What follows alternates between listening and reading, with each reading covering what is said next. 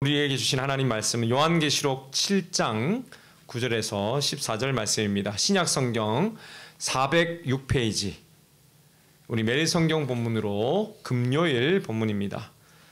우리 주보 이면이나 화면 보시면서 우리 함께 합독하도록 하겠습니다. 시작.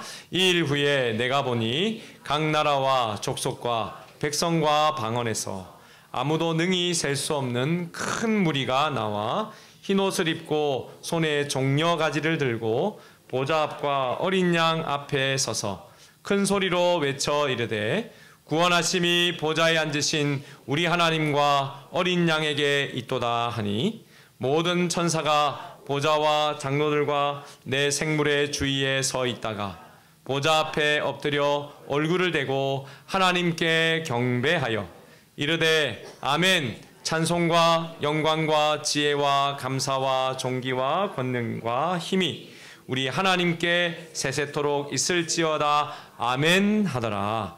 장로 중 하나가 응답하여 나에게 이르되 이 흰옷 입은 자들이 누구며 또 어디서 왔느냐. 내가 말하기를 내 주여 당신이 아시나이다 하니 그가 나에게 이르되 이는 큰 환난에서 나오는 자들인데 어린 양의 피에 그 옷을 씻어 희게 하였느니라.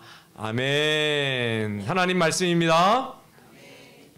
옆에 분들에게 한 번 더 인사 나눌까요? 축복하면서요. 우리 뒤에 분들 보면서요. 지금이 제일 좋을 때입니다. 지금이 제일 좋을 때입니다. 여러분, 특별한 날 어떤 옷을 꺼내어 입으십니까? 어릴 적 명절 아침에 우리는 설빔을 입었습니다.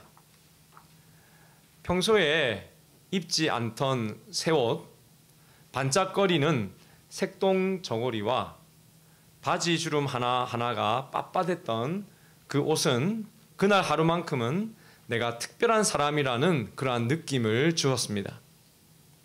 어른들도 새 양복, 깨끗이 다린 셔츠를 입으며 서로 인사하고 웃음을 나누었었죠.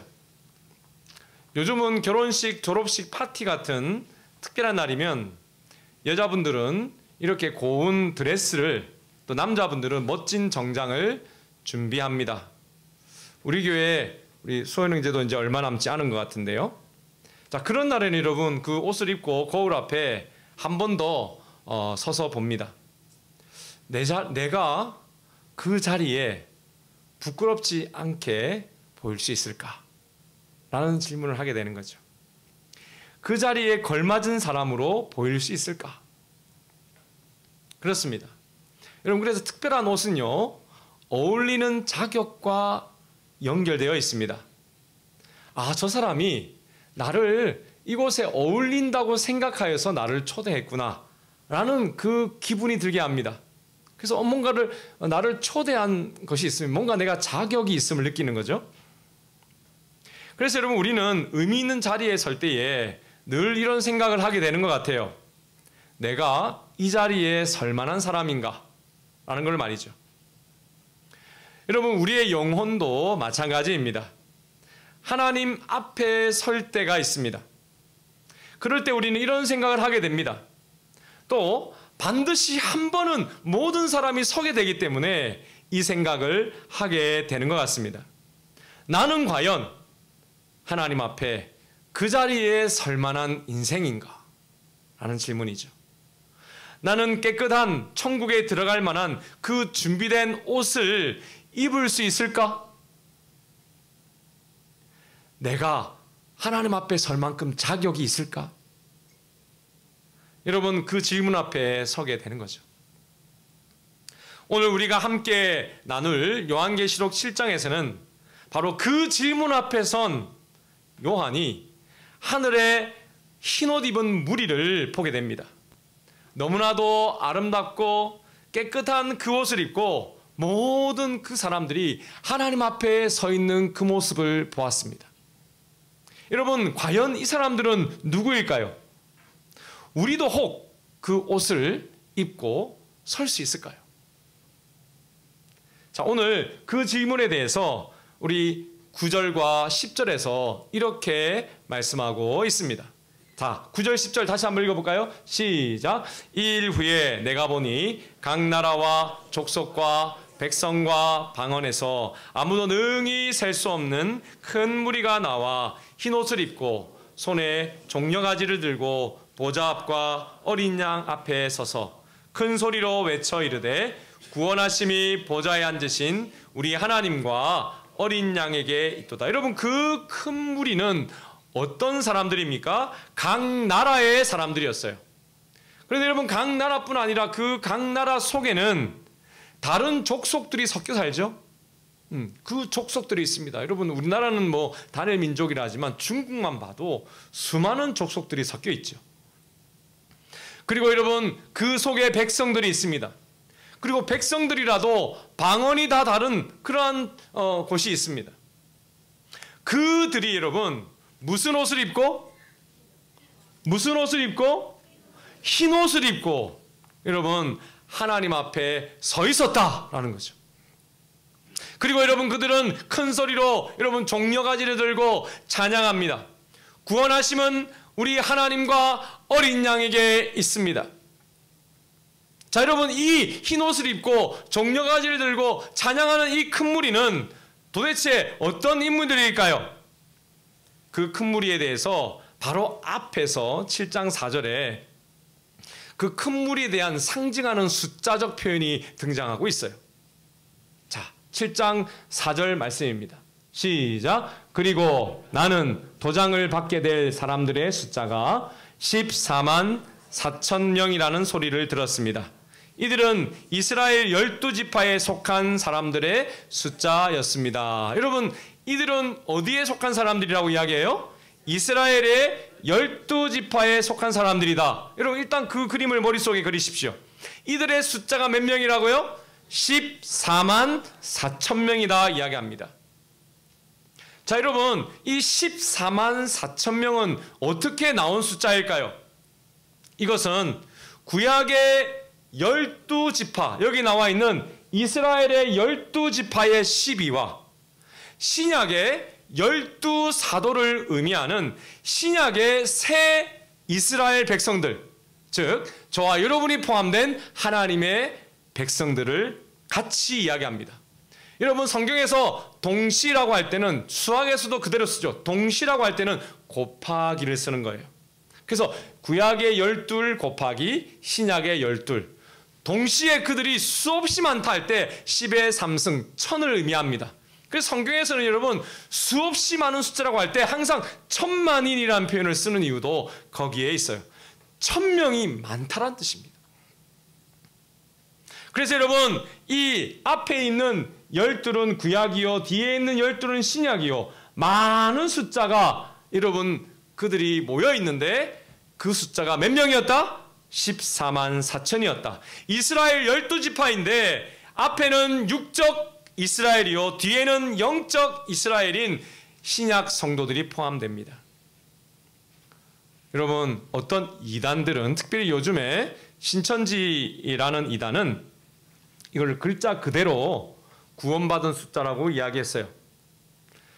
저들이 14만 4천에 들어와야 된다라고 가르쳤습니다.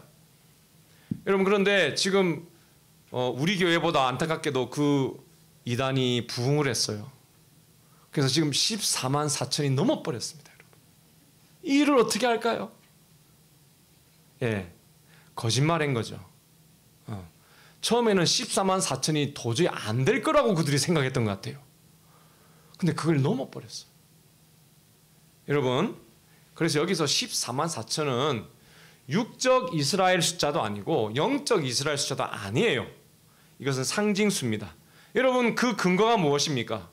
구약에 이스라엘 백성의 숫자가 기록된 성경이 민수기가 있어요. 백성민 숫자 할 때 그 수입니다. 숫자가 기록된 한 세대의 백성의 숫자인데 장정만 60만 명이 넘어요. 여러분, 60만이 많습니까? 14만 4천이 많습니까? 60만이 많죠. 그래서 이거는 한 세대도 되지 않는 숫자입니다, 여러분. 그래서 여러분, 이 숫자에 들어가기 위해서 노력하라, 이단이 하는 가르침입니다. 여러분, 그래서 이것은 상징적 숫자이고 신과에게 모든 하나님의 종들의 숫자입니다. 여러분, 저만 하나님의 종이 아니라 여러분도 예수 그리스도 안에 하나님의 종들인 줄로 믿으시길 바랍니다. 그렇습니다. 하나님의 백성들의 숫자입니다. 구약과 신약을 거쳐오면서 구원받은 열방의 백성, 여러분 나라와 민족과 백성과 방언 가운데 있는 모든 백성의 숫자의 그 수입니다. 그게 바로 무슨 옷을 입고 있다고요? 흰 옷을 입고 있다. 그래서 여러분 이 숫자보다는 흰 옷이 중요합니다. 셀 수 없는 수라고 이야기했죠? 여기 보세요.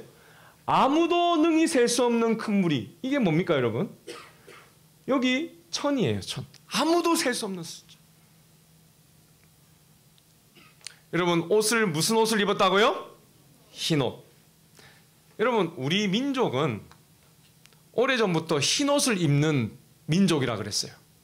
그래서 무슨 민족이라 여러분 이름이 붙어 있었습니까? 백이민족. 백이민족 아시면 저하고 비슷한 세대이신 것 같습니다. 저보다 선배님. 우리 지혜자매하고 주은이는 잘 모를 거예요. 주한이도 잘 모르죠? 자, 백이민족입니다. 이 말은 여러분 흰 옷을 입는, 즐겨 입는 민족이다 이런 뜻이잖아요. 근데 이 우리 민족이 흰 옷을 입은 것은 의미가 있습니다. 순결함을 추구하고 정직함을 추구하고 절제된 마음가짐을 여러분 추구하는 민족이에요. 여러분 그래서 우리 민족의 색깔이라고도 할 수 있어요. 여러분 그래서 그런지 옛 어르신들은 돌아가시기 전에 가족들을 마지막으로 떠나보낼 때 우리 민족은 항상 무슨 옷을 여러분 입혀드립니까? 깨끗한 수의를 정성껏 입혀드립니다. 그러면서 여러분 마지막 인사를 어떻게 합니까? 하늘 앞에 부끄럽지 않게 가시라. 저는 못 갈 것 같아요. 하늘 앞에 부끄럽지 않게 가라고 하면 어떻게 갈까 싶습니다. 여러분 하늘 앞에 부끄럽지 않게 가시라 이거는 천국 가지 말라는 말 아닙니까? 여러분 어떻습니까? 기쁨으로 가야 되는데 벌벌 떨고 들어갈 것 같습니다. 여러분.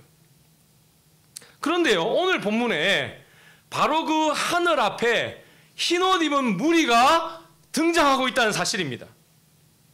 여러분 그 모습을 지켜보던 요한에게 장로님이 여기 보면 24장로 중에 한 분인데요. 자, 아까 여러분 14만 4천에 12 곱하기 12였죠.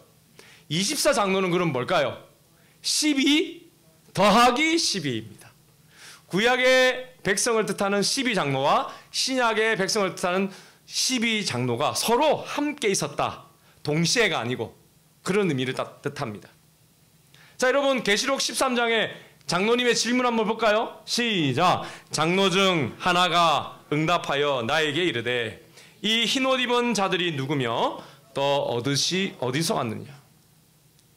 아니 여러분 이 질문은 아까 우리가 보았던 우리 민족들이 했었던 하늘 앞에 부끄럽지 않게 설 수 있는 그런 사람만 있는 건가? 라는 그런 질문을 할 때 요한에게 갑작스럽게 한 질문입니다. 얼마나 놀랐을까요 여러분? 누가 저 옷을 입었지? 그런데요 이 질문은 단지 요한에게 던진 질문만이 아닙니다 여러분. 왜냐하면 요한계시록의 모든 말씀은 여러분 초림 때부터 재림 때까지의 기간을 다 품은 말씀입니다. 오늘 우리가 암송했던 구절 여러분 기억하십니까? 이 예언의 말씀을 읽는 자와 듣는 자와 그 가운데 기록된 것을 어떻게? 지키는 자. 여러분 지금 그 속에 들어있죠. 그런데 시점적으로 또 이렇게도 말합니다. 계시록 1장 19절에 이렇게 말합니다. 시작. 그러므로 내가 본 것과 지금 있는 일과 장차 될 일을 기록하라. 여러분 요한계시록은 세 가지의 시점이 등장하고 있어요. 사도 요한이 예수님이 보여주셔서 먼저 본 게 부활하신 예수님이 어떤 모습으로 서 계신지를 보았어요. 역사의 주관자이신 예수님을 본 다음에 예수님을 통해서 계시를 봤는데 7 교회를 봅니다. 지난주에 우리 에베소 교회 봤죠? 에베소 교회부터 에소보도 사빌라, 라오디게아 교회까지 7 교회를 2장 3장에서 보았어요. 그리고 여러분 4장에서는 잠시 여러분 하늘나라가 보이더니 5장부터는 여러분 하나님의 인재앙이 선포되는데요. 그 뒤로부터 나팔, 대접재앙이 여러분 끝까지 쫙 진행이 됩니다. 이 땅에 내려지는 하나님의 심판의 재앙인 거죠. 여러분 이것이 바로 그가 뭐예요? 그가 뭐예요? 본 것입니다. 근데 여러분 요한이 본 것은 당시 시대에 적용해야 할 말씀이라는 거예요. 그래서 여러분 그 말씀은 뭐예요? 지금 있는 일이다라는 거예요. 요한이 살았던 그 시대는 어떤 시대였습니까, 여러분? AD 95년이 무슨 시대였습니까? 이스라엘을 지배하고 있었던 여러분 나라는 어떤 나라입니까? 죄송합니다. 제가 너무 어려운 질문을 했어요. 여러분 그 당시에 중세의 가장 패권자가 누구입니까? 로마이죠. 로마의 스토리가, 로마가 어떻게 망할 것이 계시록에 기록되어 있다는 거예요. 여러분 지금 있는 일이라는 거예요. 그리고 그러면 장차 될 일이 여러분 계시록에 기록되어 있다는 거예요. 그 말은 로마 시대 초대 교회 때부터 주님 오시는 그날까지 초림과 재림 사이의 모든 성도들이 함께 다 경험하는 말씀이 계시록에 또 있다는 겁니다. 그러므로 여러분 이 24장로 중에 한 장로가 저 흰옷 입은 자들이 누구게? 라고 질문하는 것은 요한에게만 질문한 것이 아닙니다. 그것을 읽는 자와 듣는 자와 지키는 자들에게 복이 있다 했으니 여러분에게도 주시는 하나님의 말씀이라는 거예요. 그래서 여러분 지난주에 우리 에베소 교회 하나님께서 예수님을 통해 주신 그 말씀에 뭐라고 되어 있습니까? 여러분 같이 읽어볼까요? 시작. 에베소 교회의 사자에게, 자 사역자에게 이 편지를 전달하라 했는데 맨 마지막에 뭐라고 이야기합니까? 귀 있는 자는 성령이 교회들에게. 여러분 처음에 무슨 교회에게? 에베소 교회에게. 그랬는데 여러분 이 말씀이 누구에게도 적용되어진다고요? 장차 있을 귀 있는 자들, 교회들에게도 이 말씀이 전달되어야 된다는 거예요. 그 교회 안에 드림 장로교회도 있고 여러분 그 귀 있는 자들 가운데 여러분도 있는 거예요. 여러분 귀 있습니까? 귀 있어요, 없어요? 옆에 분들 한번 보세요. 귀가 있나 없나? 귀가 있어요. 여러분이 포함되어 있는 것입니다. 그래서 여러분 이 장로님이 요한에게 물은 질문은 지금 여기에 있는 여러분에게도 묻는 질문입니다. 여러분 정말로 누가 이 흰옷을 입을 수 있습니까? 라고 묻고 있는 것입니다. 누가 하나님 앞에 설 만한 자격을 가지고 있습니까? 라고 묻고 있는 것이죠. 우리 조상들의 말처럼 하늘 앞에 부끄럽지 않은 인생을 산 사람들만 입는 그런 백의인가요? 그러면 어려울 것 같은데요. 내 옆에 앉아있는 이 드림의 가족들 어려울 것 같습니다. 아니 가까운 내 가족들, 우리 부모님들, 여러분 이 나라와 우리 민족과 상처받은 우리의 영혼들 과연 여러분 그 흰옷을 입을 수 있을까요? 자격이 있을까요? 우리의 경험으로 오면 참으로 회의적입니다. 우리는 여러분 때묻고 상처 입고 수치스럽고 넘어지기를 반복했고 반복하고 있기 때문입니다. 여러분 그런데요, 이 흰옷 입은 자가 누구냐라고 질문하면서 성경은 우리의 예상과는 전혀 다른 한 가지 대답을 준비하십니다. 떳떳이 산 사람이 아니라 이 질문을 하십니다. 여러분 그 질문 앞에 요한이 당황을 했던 것 같아요. 여러분 요한은 누구입니까? 예수님이 가장 사랑하는 제자예요. 예수님의 십자가 앞에 모든 11제자들이 다 도망치고 마가다락방에 꽁꽁 숨어 있었는데 문 잠그고 요한만 예수님의 십자가 앞에 쫓아갔어요. 그런 제자인 요한도 이 질문에 섣불리 대답을 못했어요. 그래서 요한이 이렇게 대답합니다. 쉬운 성경 버전입니다. 같이 읽어볼까요? 시작. 나는 모릅니다. 가르쳐 주십시오. 여러분 모를 때는 어떻게 해야 된다? 모릅니다 해야 됩니다. 모릅니다. 아는 척하면 안 돼요. 대가 아는 거는 모르는 거예요. 그래서 하나님 모르겠어요. 가르쳐 주세요. 이렇게 하셔야 됩니다. 아멘이십니까? 계속요. 시작. 내게 대답해 주었습니다.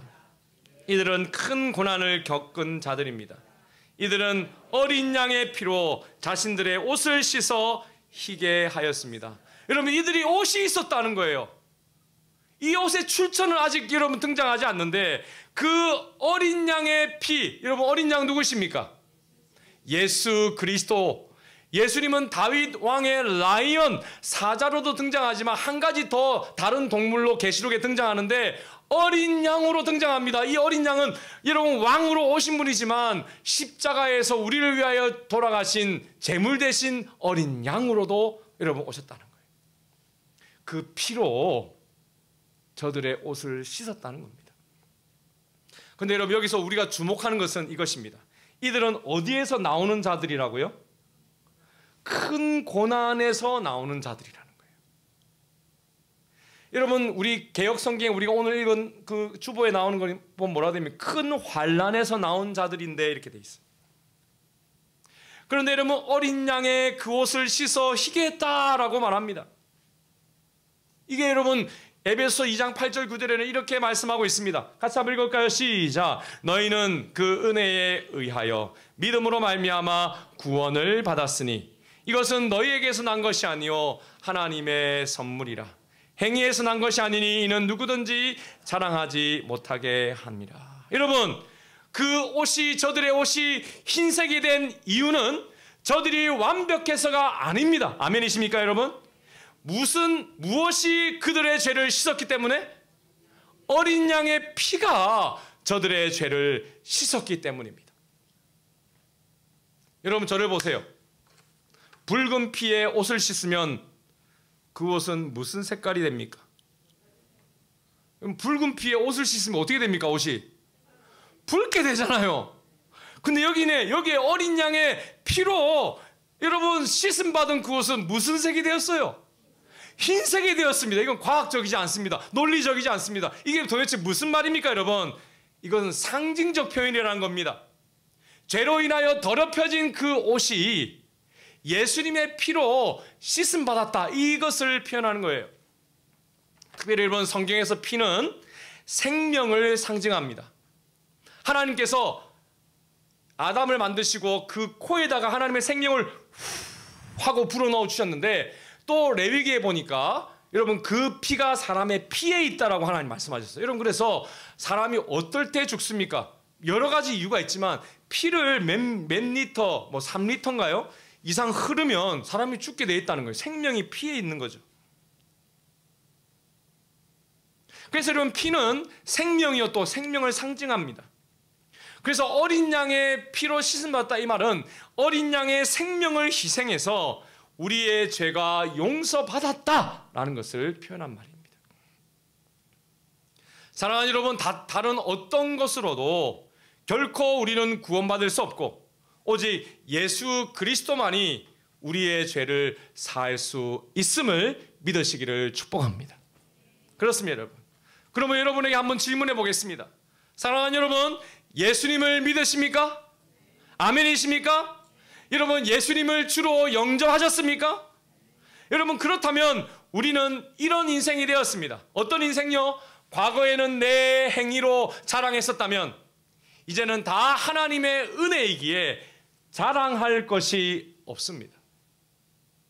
과거에는 여러분 세상 고난을 괴로워하며 겪었다면 이제는 여러분 그 괴로움이 하나님께서 나를 구원하신 이유가 되어서 그 괴로움이 감사가 되었어요.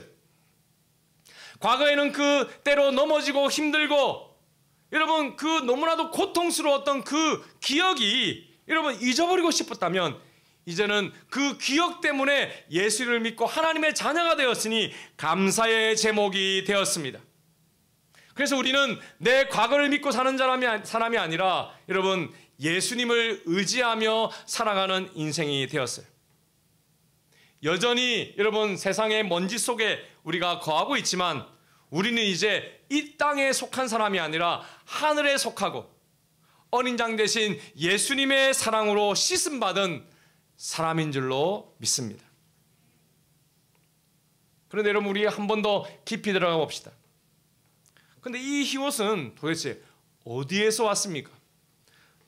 누구나 아무나 입는 옷입니까? 여러분 이 옷 자체가 선물이자 은혜임을 믿으시기를 축복합니다. 예수님께서는요, 우리를 위해 십자가에서 피를 흘리고 그 피로 우리의 죄를 씻었어요. 그런데 이 옷은 우리가 벌어서 뭔가 돈을 지불하고 그 옷을 산 옷이 아니라는 거예요. 예수님이 값주고 사셔서 우리에게 입혀주신 옷입니다. 성경이 계속 그런 것을 반복해서 말하고 있어요. 갈라디아서 3장 27절 말씀입니다. 같이 읽을까요? 시작. 여러분은 모두 세례를 받아 그리스도와 연합하였으며 그리스도로 옷을 삼아 입었습니다. 여러분, 여러분의 옷이 누구 옷이라고요? 그리스도의 옷입니다. 저는 이 말씀을 보면, 옛날에 항상 이 말씀을 보면 로버트 태권브이가 그렇게 생각납니다. 여러분, 로버트 태권브이 옛날에 어렸을 때 보셨죠? 로버트 태권브이가 철이와 이렇게 도킹을 합니다.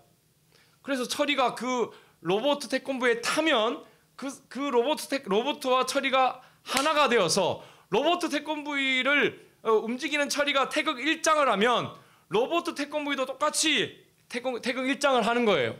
여러분 기억나십니까? 네, 죄송합니다. 너무 옛날 걸 이야기해서. 예, 그렇죠. 그러니까 철이가 로봇과 하나가 되는 거죠. 제가 예수님을 로봇과 비교해서 너무 죄송한데 마치 그와 같아요. 내가 있고 예수님이 있는데 내가 예수님 안에, 예수님이 내 안에 와서 나를 입힌 옷이 예수님이다 이 말이에요. 그 옷의 출처가 내 옷이 아니라 예수님이 입혀주신 옷이었다.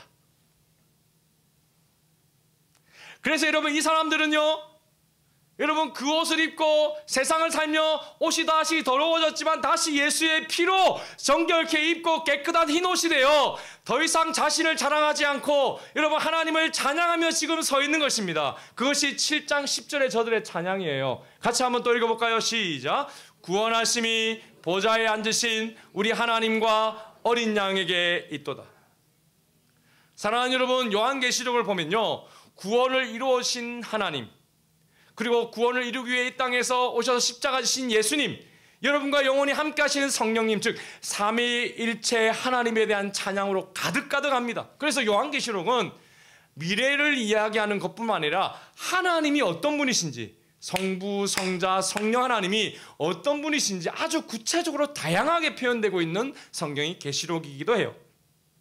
그런데 오늘 이 찬양은 특별히 예수님을 향한 찬양입니다. 여러분, 우리도 같이 한번 고백해 볼까요? 따라해 보겠습니다. 구원하심이 보좌에 앉으신 우리 하나님과 어린 양에게 있도다. 여러분, 이 말은 무슨 말입니까? 하나님 덕분에, 나의 죄 때문에 피 흘려 죽으신 예수님 덕분에 제가 여기에 있습니다. 사랑하는 여러분, 이 고백은 예수님을 믿는 여러분이 여기에서부터 고백하면서 천국에 가서도 하나님 앞에 고백해야 할 그 고백이에요.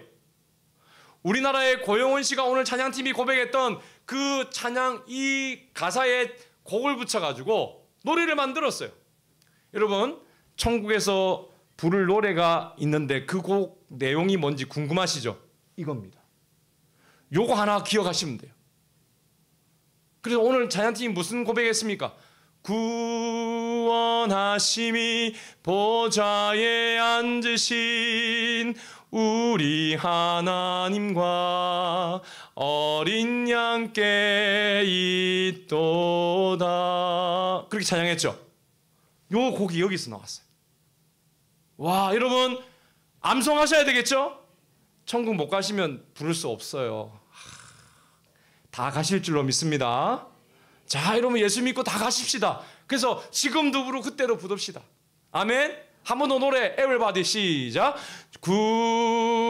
구원하심이 보좌에 앉으신 우리 하나님과 어린 양께 있도다. 여러분, 그러므로 흰 옷 입은 사람은 착한 사람이 아니라 용서받은 사람입니다.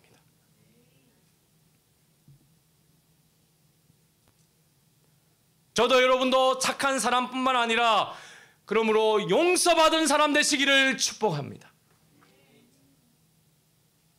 지난 세미나에 가서 여기 계신 이 집사님을 제가 만났는데 이분이 자기 가족 사정을 내걸고 간증이 있어서 여러분께 소개합니다. 이 사진 속에 이 가족 네 분의 모습이 여러분 바로 용서받은 인생입니다. 나는 어떻게 용서받은 은혜로 살아가는가 간증하는 정영식 장로님 간증입니다. 샬롬, 정영식 장로입니다. 이남 일녀 중 둘째로 태어난 저는 자기 생각대로 해야 직성이 풀리는 혈기 많은 아버지와 이를 온몸으로 받아내시는 어머니 사이에서 눈치 보느라 제 생각이나 감정을 표현하지 못하며 자랐어요. 그러다 보니 자존감이 매우 낮았죠. 결혼한 뒤에는 자기 중심적으로 살며 아내에게 사랑과 인정만 받으려고 했어요. 그래서 아내에게 화나거나 서운해도 성품으로 견디다가 결국에는 바람을 피웠습니다. 여러분, 이 교회는 한국에 바람 피는 사람들, 성도들이 다 모여있더라고요. 그러다 아내 손에 이끌려 날마다 말씀을 묵상하는 교회 공동체에 다니게 되었어요. 이웃 순모임에서 말씀으로 양육받으며 제가 얼마나 악하고 음란한 죄인인지 깨닫고 회개할 수 있었죠. 지금은 청소년부 부장으로서 그 은혜를 나누고 있습니다. 안녕하세요. 저는 남편 바람 사건으로 말씀이 들리는 축복을 누리게 된 권영미 집사입니다. 저는 남편이 교수가 될 거라 믿고 25세 결혼했어요. 당시 강사였던 남편 월급은 적었고 저는 없는 살림에 혼전 임신으로 낳은 첫째까지 키우느라 힘들었어요. 이 친구가 첫째인 것 같습니다. 그래서 돈을 벌려고 세상을 기웃거리다가 둘째를 낳은 후 다단계에 빠져 엄마 역할도 제대로 못했죠. 그로 인해 아이들과 애착 관계를 잘 형성하지 못했고 남편 역시 외로울 수밖에 없었어요. 그러다 남편의 외도 사건으로 말씀을 묵상하는 교회 공동체 순에 속해 남편의 질서에 순종하지 않은 내 죄를 깨닫게 되었어요. 그러자 남편의 분노를 받아낼 수 있었죠. 그런 환경에서 큰 아들은 은둔형 외톨이, 또 작은 아들은 비행 청소년이 되었어요. 그때 저는 저와 거리를 두는 남편에게 아이를 문제를 의논하며 소통하는 지혜를 공동체에서 배웠죠. 그러던 어느 날 남편이 교회 소그룹 모임에 참석하면서 6년 만에 바람이 끊어졌답니다. 여러분, 저도 참 잘 아는 안수 집사님이 계신데 6년이 걸리더라고요. 이 바람은 6년이 걸리는 것 같습니다. 이 육자가 참 이 육신과 관련돼서 육자인지 한 6년이 참 이게 걸립니다.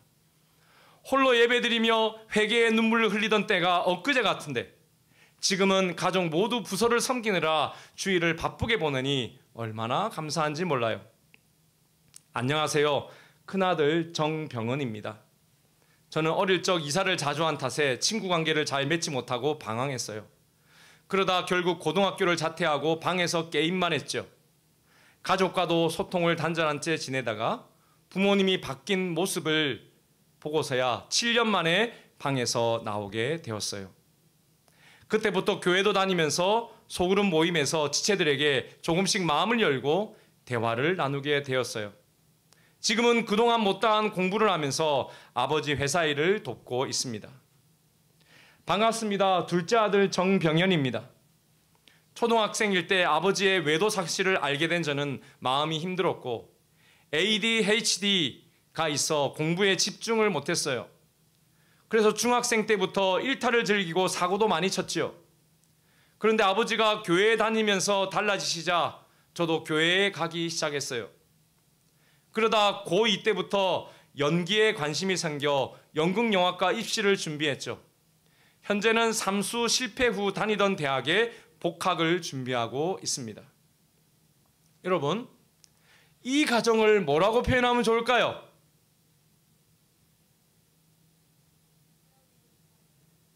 흰옷 입은 사람들.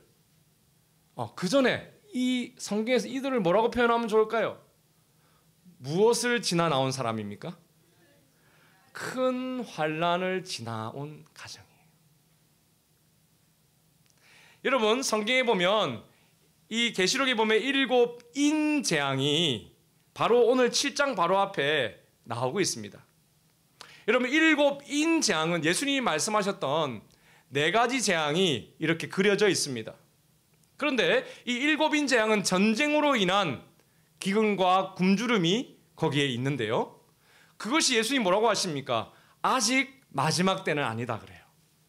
7인 재앙, 그래서 백성들도 성도들도 함께 겪는 재앙입니다.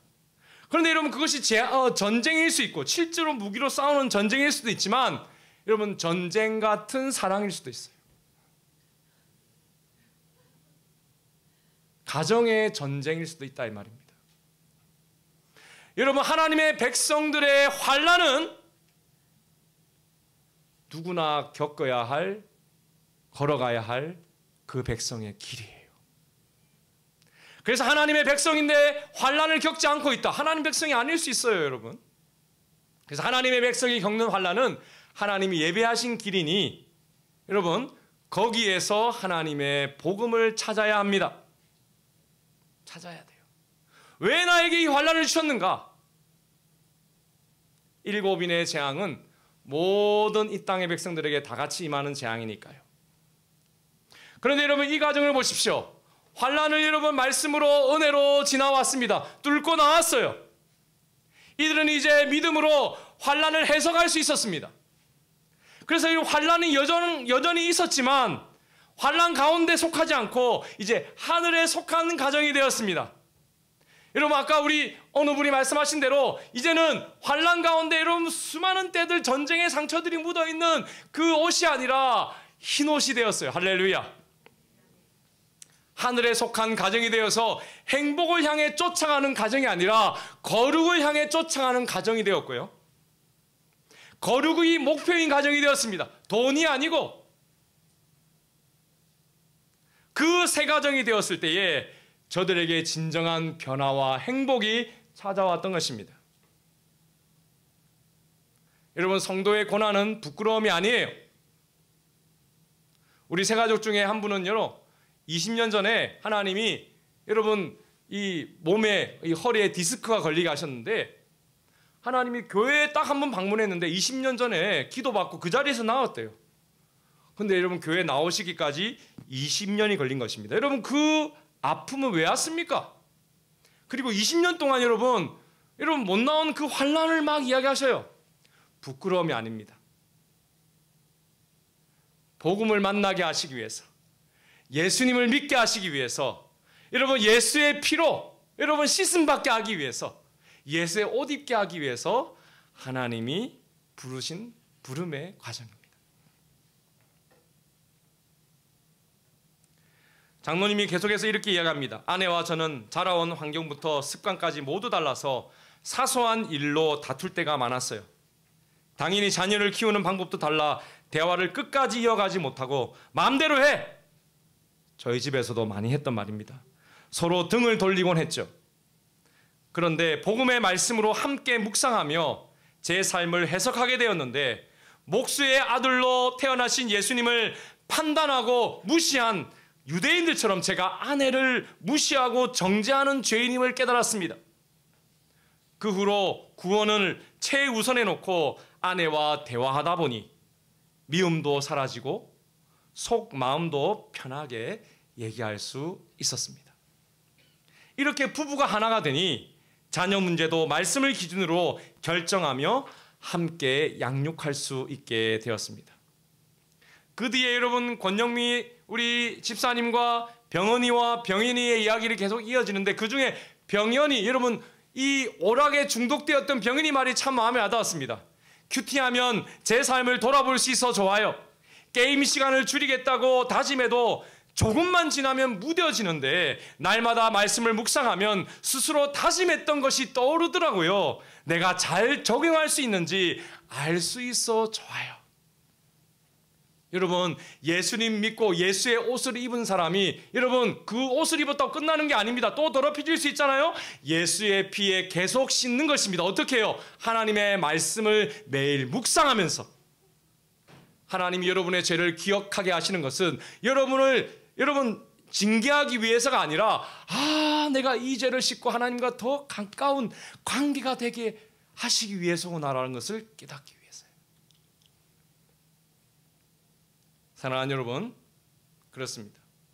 우리의 삶의 환난은 말씀이 들리는 하나님의 특별한 인도이심을 믿으시기를 바랍니다. 아멘이십니까? 여러분, 그 마음, 환난을 당한 마음으로 듣는 여러분 그 하나님의 말씀이 바로 매일 내 삶을 비추어주는 햇빛보다 더 밝은 여러분 생명빛입니다. 여러분 1장에서 예수님이 큰 빛 가운데 얼굴도 보이지 않는데 요한 앞에 탁 오시죠. 그 예수님의 그 빛을 지금 우리가 입었다니까요. 예수님 옷을 입었어요.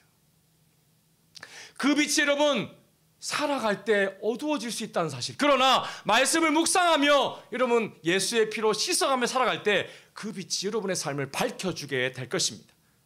여러분, 그래서 내 생각을 가지고 하루를 시작하지 말고 매일 하나님의 말씀으로 하루를 시작하게 되면 조금씩 삶의 변화가 이루어지게 될 것입니다. 여러분, 그래서 여러분 복음은, 하나님의 말씀은 여러분을 죽은 자 가운데 살리신 일회성 말씀이 아니라 매일매일 큐티하며 묵상하는 그 말씀을 통해서 죽음의 흔적이 여전히 남아있는 여러분의 삶을 여러분 새롭게 하게 하실 것입니다. 그래서 세상이 감당할 수 없는 힘을 얻게 할 거예요. 사랑하는 여러분, 그러므로 흰옷 입은 사람으로 살아가십시오. 여러분, 우리 삶에 먼지가 얼마나 많습니까? 죄의 유혹과 상처와 외로움과 두려움과 자책이 있습니다. 분명히 사랑하는 사람인데 그렇게 싸웁니다. 원수같이. 여러분, 흰옷은커녕 더러운 게 묻은 옷을 입고 살아가는 게 일상인 것 같아요. 그래서 예수님은 오늘도 여러분을 씻으시기를 원하십니다. 아멘. 옆에 분들에게 여러분 축복하며 이야기합시다. 예수님 오늘도 여러분을 당신을 씻기를 원하십니다. 시작. 아멘이십니까? 여러분, 예수님을 믿고 그분의 피를 의지할 때에 여러분 우리도 흰옷을 입은 자로 살아가게 됨을 믿으시기를 바랍니다. 여러분, 이 옷은 고난을 지나 예수님을 붙든 자에게 주어지는 하나님의 위로의 선물이에요. 선물이에요. 여러분 준비하는 게 아니에요. 예수 믿으면 주어집니다. 예배는 바로 이 흰옷 입은 자들의 모임입니다. 옆에 분들 한번 다시 보세요. 흰옷 입은 자들 같습니까, 여러분? 아멘입니까, 여러분? 와, 여러분, 우리가 찬양할 수 있는 이유는 내가 잘나서 이게 아닙니다. 과거에 용서받아서가 아닙니다. 매일 예수의 피로 환난을 나왔기 때문에, 예수님이 나의 죄를 오늘도 깨끗하게 하셨기 때문에 찬양하는 것입니다. 구원하심이 보좌에 앉으신 우리 하나님과 어린 양께 있도다. 사랑하는 여러분, 어떻게 우리가 구체적으로 한 걸음 살아갈 수 있을까요? 예수님께서 주신 그 흰옷을 이제 더 이상 막 더럽히지만 말고 좀 여러분 새롭게 살아갔으면 좋겠어요. 첫째는 여러분 말씀 앞에 하루를 여는 습관으로 시작하시기를 바랍니다. 내 생각과 내 감정과 내 상처가 여러분 하루를 시작하게 하지 마시기를 바랍니다. 여러분 매일매일 읽는 큐티 말씀 한 장, 한 절이라도 꼭꼭 씹어서 하나님 왜 이 말씀 주시죠? 왜 하나님 이 말씀이 저의 마음에 와닿죠? 여러분 질문하시면서 그 말씀을 씹으십시오. 그리고 먹으십시오. 묵상이 그렇게 하루를 바꿔줄까 싶지만 여러분 그 말씀이 여러분을 해석하고 내가 누구인지 기억나게 하고 나를 하늘 시민권 가진 하늘 백성임을 깨닫게 하실 것입니다. 두 번째로 여러분 함께 말씀을 나누어 살아가십시오.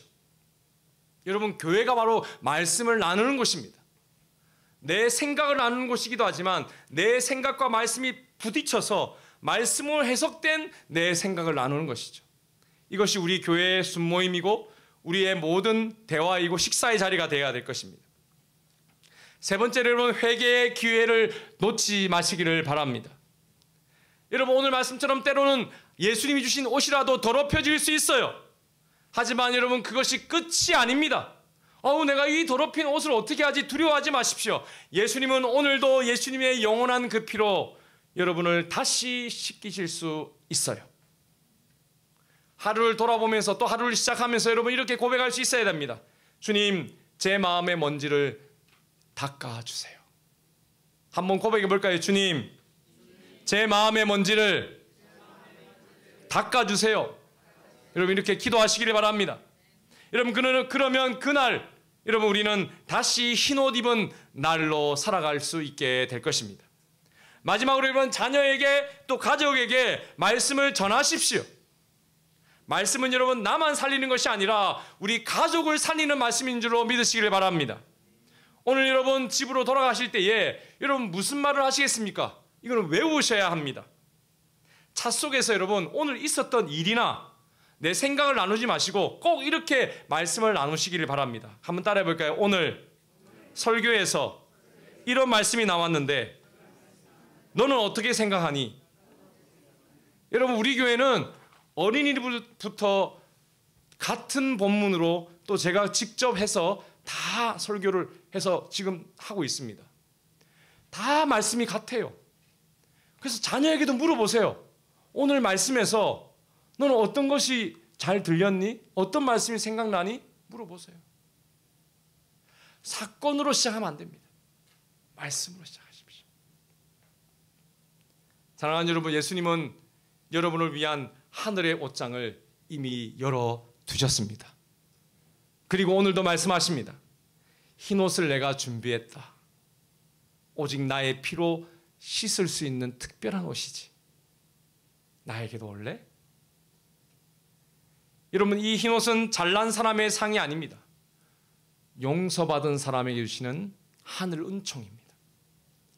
흰옷은 여러분 고난을 통과했으나 예수님을 붙든 자들에게 주시는 하나님의 상급과 같은 옷입니다. 여러분 이제 하늘에서 준비된 그 옷을 믿음으로 입으십시오. 그리고 여러분 말씀 가운데 여러분의 공동체, 여러분 우리 공동체와 또 회개와 나눔 속에서 흰옷 입은 자로서 함께 살아가십시다. 아멘이십니까 여러분? 언제부터 시작할까요? 지금부터 흰옷 입고 다시 한번 시작하십시다. 기도하겠습니다.